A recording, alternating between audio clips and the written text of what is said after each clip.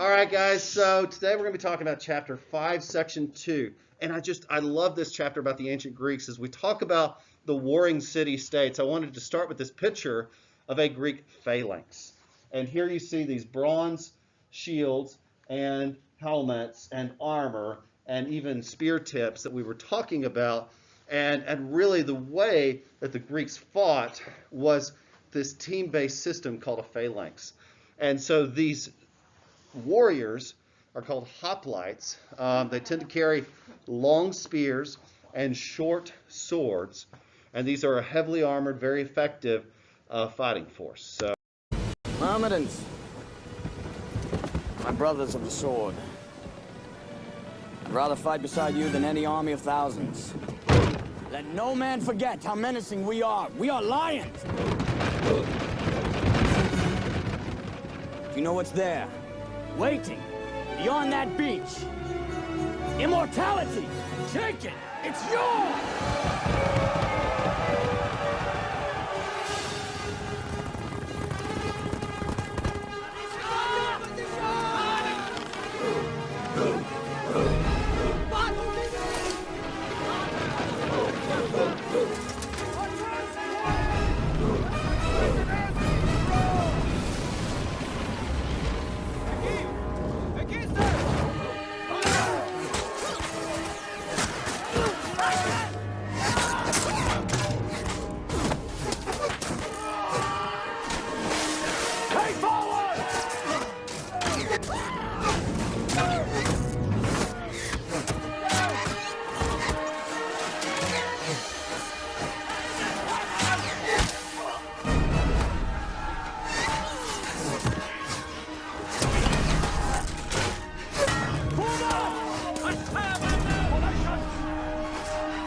The man wants to die.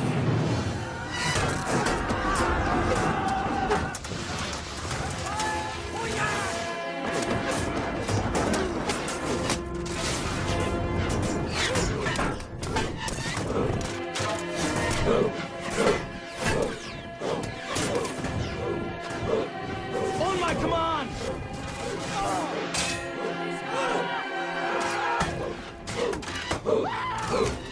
Break off! Break off!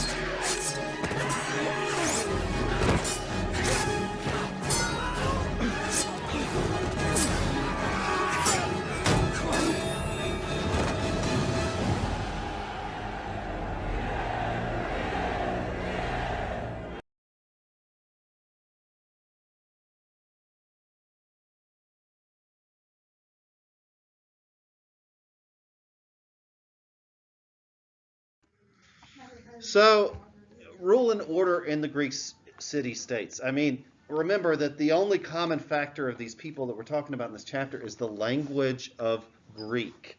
Otherwise, they didn't always trust each other. They were certainly capable of going to war with one another. Those were both Greek-speaking peoples that you saw fighting in that last scene. But each of these city-states were independent political units. They used the word polis. And this just means the city and its surrounding village. The city that is a state, basically a village that is a country. And these city-states typically only had about 10,000 people. So tops, really. Plato said that the ideal population of a city-state or a polis should have no more than 40,000 citizens. So if you're thinking citizens, then non-citizens, 100,000 would be about as big as these places get, and more commonly less than 10,000. So each of these city-states had a marketplace, a wall surrounding the city, and then a fort on a hilltop. They called these hilltop forts Acropolises. So here is the Acropolis in Athens and what's left of it today. So, so that's where the word comes from. Yeah. So anyway, now the reason the Greeks are so fun to talk about is, well, for one, there's lots of great stories like the story of Troy, but then there's also lots of important details about how they live that really resemble our own lives. And our civilization has been influenced heavily by these people. The forms of government that these different Greek city-states have, we're going to see these as kind of a foundational form of government in different countries throughout the rest of history. So, for example, some of these city-states were ruled by one king, like Odysseus was the king of Ithaca, which was a tiny little city-state that was also an island. Some of these were ruled by an aristocracy, which is a rule by nobility, meaning a handful of people, which is also kind of an oligarchy. The difference between oligarchy and aristocracy is ruled by the wealthy. Oligarchy is ruled by a small group of people, not necessarily the billionaires. There are other forms. So there's several different forms of government I want to talk about with you guys. In fact, class struggle was not uncommon among these Greek city-states, meaning that every so often the poor would rise up and kill the rich. And every so often tyrants would rise up, which tyrant is a Greek word. All it means is someone who seizes power. And they seize control, and they're often rising up from among the common people. And they're rallying the common people to whatever cause they're fighting for. Is that what they're saying, like, it's like some people say you're a tyrant, like kind of annoying, I guess? Yeah, like to be a tyrant. It's obviously, it has a bad connotation these days because we think of tyrant as like, oh, you're being bossy, or you're being a tyrant, or, you're a mean person, you're telling everybody what to do. A tyrant is someone who seizes power. They're not elected, they're not chosen. They just say, come with me if you want to live. And, it's not a system of democracy at all. However, the Greeks do give us the legacy of democracy. In fact, Athens was really the first city-state that we know of to experiment with any form of democracy. Now, democracy just means rule by the people, and again, the Athenians were the first to try it. To have a democracy, you have to fit a few conditions. For one, you have to have a legal code that is rule of law that applies to everyone.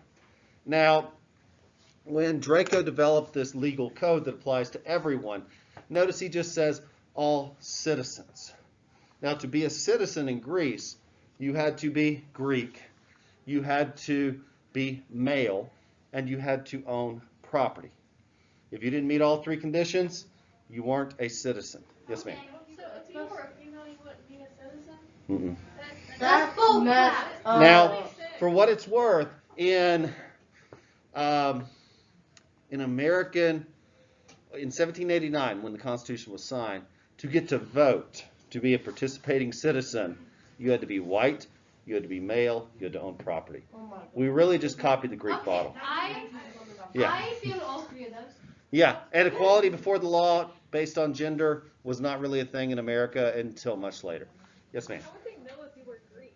What's that? How would they know if you were Greek or not? How do we know if Maybe we're they white or identify as Asian or, it's just an ethnic group, just like, You just look at them, I guess. It's like you would just they would just look at you and be like, yeah, you're Greek. yeah, like I'm white, that's a thing, so you guys know that. Yeah. Some people can be white, but they don't necessarily look white. Right, well, it's the same principle there. They're just they're being just as racist and discriminatory as people can be sometimes. So, yeah. Now, what they're talking about here is not just ethnically Greek, because that is a good question, because what does that mean? But even more so, having been born in that city-state. Being a native Athenian was a condition for being able to vote in any Athenian matters. So moving from elsewhere, you were a non-citizen resident. So anyway. So democracy, but not exactly fair. Oh, were you guys? Okay. So, so Draco developed this legal code. Now, just like the American Constitution, it provides this foundational basis, kind of this defining moment for how do we understand democracy. So really, we start with talking about the Greeks, particularly the city-state of Athens. However, Greek history also gives us examples of where democracy can fail. For example, not only did he develop this legal code that applied equality to all citizens, he also, by the end of his reign, transitioned Athens into more of a military state.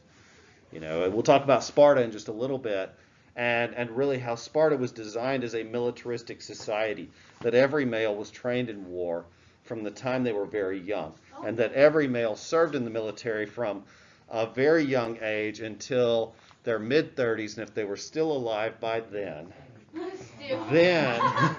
they got to retire and be part of the nobility. So a couple of key components of democracy that are here.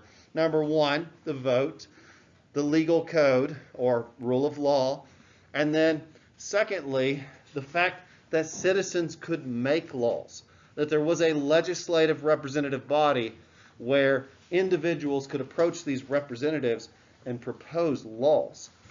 And this was a reform made by a Greek called Cleisthenes. Okay. Yeah, so education. Very similar to early American history, schools were not public. Education was really reserved just for those who could afford it. And most people attending any form of school would be male, because this is very much I use this term in American history, a cult of domesticity, meaning the traditional way was that most women learn and receive their education at home and were expected to become homemakers, where most men who could afford it, again, had access to school outside of home. Okay, so on the opposite extreme from these experiments with democracy, we have Sparta. Sparta, if we look at the map again, you'll see that Athens is in the northern part of the Hellespont. Sparta is in the southern part, isolated from a lot of the rest of Greece, and really with mountains protecting it. So they developed a separate culture and civilization.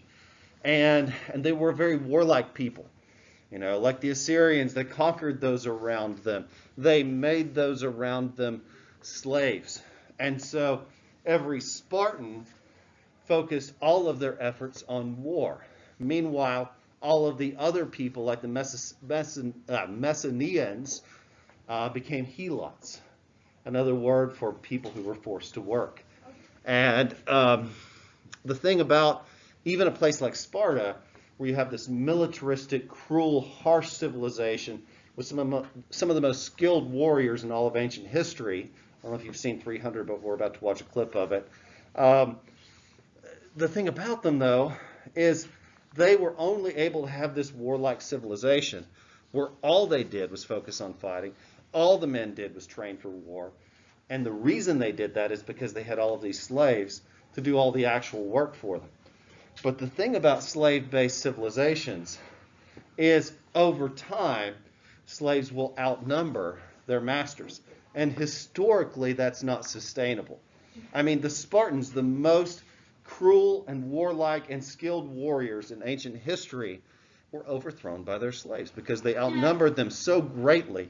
And as a result, the Spartans had to reform and had to and focus and become even more warlike. Just had to develop their entire civilization around nothing but war. Yes, ma'am. Would that be a form of brainwashing? Because like they're like, that's all they know. Absolutely, yeah. I mean, from a very young age, they were taken from their families and they were put into a barracks where they would train only with other soldiers, and that's all they knew. Yeah. So. Good thing being a girl back then. Yeah, I mean it's hardcore, and I wouldn't want to be a girl back then either because the Spartan culture for women was to have as many babies as possible. What? That was Oh my God. to have as many babies as possible so that they can make more warriors. So it's so hardcore. Every aspect of Spartan life was regimented for the purpose of fighting battles. Okay, so the little bit about their structure, there were typically 3 kings, and there were 4 branches of government, but there were 3 very distinct social classes. There were citizens, and that was made up of soldiers who lived past the age of 32. There were free non-citizens, it was everybody else, and then there were helots, and those were the slaves.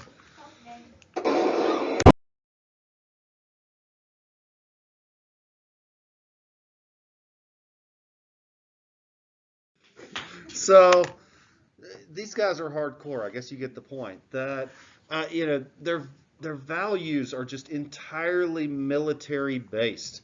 That they are the antithesis of what Athens stood for in this early experiment with democracy. That duty, strength, discipline over any form of individuality or freedom. That's kind of boring. It's absolute fascism. That they believed that they were to surrender their will for the needs of the people. Now, they had the most powerful army in the ancient world. There weren't many of them, but those who actually survived what you just saw were hardcore. So they would go into the barracks to train at age 7. They would train until age 30. And before they would go off to war, they were expected to have a child. And when they went to war, they had a son.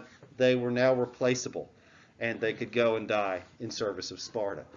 So even the girls were also trained in military combat, and so were equipped and prepared to fight if necessary, and were also taught to value service to Sparta above all else. Yes, ma'am. So like the thing that we saw with the baby in like the beginning of the clip, did they also do that to the female babies? I would assume so. They were extreme racist. If they saw any form of what they considered impurity, they are like the Nazis before the Nazis. So, did yeah. they like just whack them in the head, or what's that? Well, in that clip, and that's just based off stories, they would throw them off cliffs. What? Yeah. How it's- would they do that to a baby? Why would they do that? Sure. Like the close-ups on the clip. The what? What was the point? The parents who had this baby, would they be blamed for like the impurity of the child? It's a good question. I don't know. I mean, yeah, again, like you have an entire society brainwashed to think this way, and so the parents would view that as a necessary action if they had to throw the baby. It's hard to imagine in today's world, but that's how the Spartans lived. So now, the few times in ancient Greek history that the Greeks actually worked together as any form of nation were when they had common enemies. And the 2 most famous stories of the Greeks working together for any type of common purpose are the Persian Wars, the first and the second. And by the time the Persian Wars had rolled around, which actually that was from a movie called 300, based on the first Persian War, or the invasion of Greece by the Persians. By this point, iron's replaced bronze, and that makes armor and weapons a lot cheaper. And so that means that we now have soldiers not just from among the wealthy, but like I was saying, from all different groups. And that means that you have these hoplites, these citizen soldiers, who aren't necessarily just the wealthy and the nobility. They're just common people, citizen soldiers. And they would train to fight in these phalanx formations like you saw at the beginning of the lesson. So, the Persian Wars. Here on the right, you have the Persian Empire. They're the color purple on the map, so you can see that they dominate a large region. And then when you look at Greece, you can see that it's very small in comparison. And so in both wars, they were terribly outnumbered. Now, we have the stories of the two Persian wars from a historian called Herodotus. And he has a tendency to embellish, as do all ancient historians. He called the first Persian invasion the army of 5 million. Well, to be fair, there weren't really 5 million people in the entire Persian Empire. So there weren't armies of 5 million people. So they exaggerate. So if you read ancient history, you have to really, and that's where that skill of critical reasoning, you have to really begin to read between the lines and figure out, okay, he says 5 million people versus 300. What's the more realistic side of the story here? So anyway, the Persian Wars, again, were a series of two different wars between the Greeks and the Persian Empire. In the first, the Persian army attacked. The city of Athens led the defense and won a significant victory at the Battle of Marathon. So if you ever thought of the race marathon, the reason it's called that is because of this battle. And because a messenger was sent from the battle named Phidippides, and he ran, I know, but he ran 26.2 miles from the battle to Athens. And according to the legend, he reached Athens, and he shouted Nike, which is Greek for victory. And then he died. Yeah, so that's the... Yeah, so it's a story, maybe made up, written by Herodotus, is a bit of a liar, but, tells some good stories. So that's the legend of how the marathon began. So in the second Persian invasion, this time led by an emperor called Xerxes, and he amassed this huge invasion force. This is what Herodotus called the army of 5 million. And the Spartans prepared the initial defense. And the Persians, to get into the mainland of Greece, into Sparta, were going to have to cross a narrow strait. It's a real place called Thermopylae. And the Spartans manned their defense there because even though there were few in number, there were about 5,000 Spartans, Ionians, and different Greeks there at the battle. And even though there were 5,000 of them versus in reality probably about 150,000 Persian warriors, they were able to mount a successful defense because they had them at a choke point. And so the Persians couldn't use the numbers to their advantage. And it's a legendary story. The way the story goes is that the Persians could not get through. They had this army of over 150,000 people. And for days they could not get through. And this army of 5,000 Greeks were winning against over 150,000 Persians. Until finally the Persians found a way around. And once the Greeks learned that they were going to be surrounded, the Spartans sent everyone else home. They told them to go back home to prepare the defense, and they would stay. And so it's the famous last stand of the 300 Spartans. And they continued to fight at the choke point, and they continued to win, and they fought to the last person. And so it's just a famous story of heroism, and it tells a lot about Spartan culture because they were taught from birth that they were to return home with their shield or carried on it. And so they either won or they died. And so they died, but they held long enough for the Greeks to organize the defense and to finally defeat the rest of the Persian army at the Battle of Salamis and Plataea. And this was the beginning of an alliance of the Greek city-states called the Delian League. So, the consequences of the Persian Wars. Number one, this is really the beginning of any form of concept of Greek nationalism. This is the first time these city-states began to think of themselves as a group rather than a bunch of little groups. Now, the leader of this Delian League is Athens. They were the wealthiest of the city-states, even though Sparta was super hardcore and scary. The Athens had more money and more people, and so they emerged as the leader of the Delian League. Now, over time, the Athenians were using their leadership in this alliance to really begin to dominate and take control. And this really sets the stage